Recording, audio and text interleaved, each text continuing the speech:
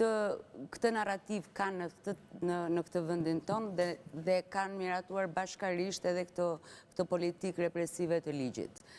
Por, shqetësuese për mua është çështja e gazetarit Jetmir Oldashi, sepse dhe ai ka po të njëjtat akuza. Sigurisht që nuk e ka masën e dënimit me burg, por e ka me shërbim prove. Por në fund të fundit ai mbetet një gazetar i dënuar. Dhe shoh që askush ose ka çështja e tij mbetet në hije. Pra, të themi çfarë ka denoncuar gazetari. Sipas logjikës së hetimit në çështjen Saliani, i bie dhe ne këtu, qoftë edhe për një deklarat në gjaknëzetësie të sipër, ose duke ju përgjigjur bashkëbisedimit, çdo kush pas ka të drejtën që ne të na ngrenë nesër një padi dhe ne të përballemi me çështjen e drejtësisë. Unë nuk do të dakordsohesha me zotin Saliani aty në statementin që ai tha, që ka luftuar krimin e organizuar, ka e gjitha kjo vjen si rrjedhoj e debatit të tij politik. Nuk dakordsohem, sepse nuk gjej në një moment të zotit Saliani ku ai ka qenë në pararoj, ai ka denoncuar, apo ai ka dhënë prova për organen e akuzës dëshmi të sakta të cilët personat që ai ka evidentuar të shkojnë dhe të përballen me drejtësinë. Në këtë rol kam parë gazetarin, sepse çështja, nëse e kujtojmë, ka nisur nga gazetari Oldashi, i cili dhe ai nuk arriti të përfundonte një shkrim. Pra është një çështje komplekse, sistemi i drejtësisë, ku për herë të parë çështja ishte vërtet, sepse po të kthemi, u detyrua dhe vëllai i ministrit, ish ministri të Brendshëm asaj kohe, të shkonte të kryente dënimin e tij në hetim dhe shqetësimi im mbetet për median dhe për gazetarin. Kjo është më shqetësuese për ne të paktën. Okej. Avokat Saliani dhe Oldashi. Unë kam marrë qëndrime publike, sigurisht.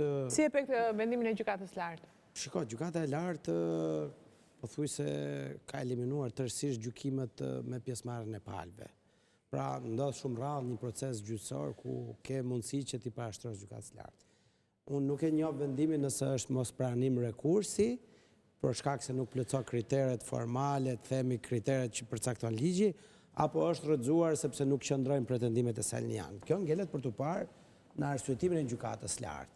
Nëse ne kemi një mbyllje procedurale në kuptimin që thjesht nuk e kanë marrë në shqyrtim sepse nuk plotëson kriteret që përcakton kodi procedurës për paraqitjen e rekursit, padyshim, pa e lexuar nuk e paragjykoj dot, se unë nuk e di çka kanë bërë kolegët e mi, edhe pse kam besim që kanë bërë një punë shumë të mirë, por për sa kohë se kanë bërë vetë atë rekurs, nuk e di se si mund të ketë shkuar gjykatës lartë përpara.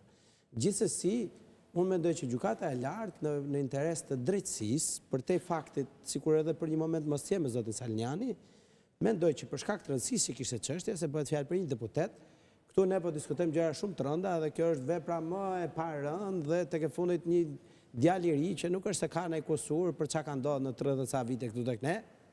Edhe një farë mënyre do t'i binte radha ndër të fundit, po themi, nëse do duhet mante përgjegjësi.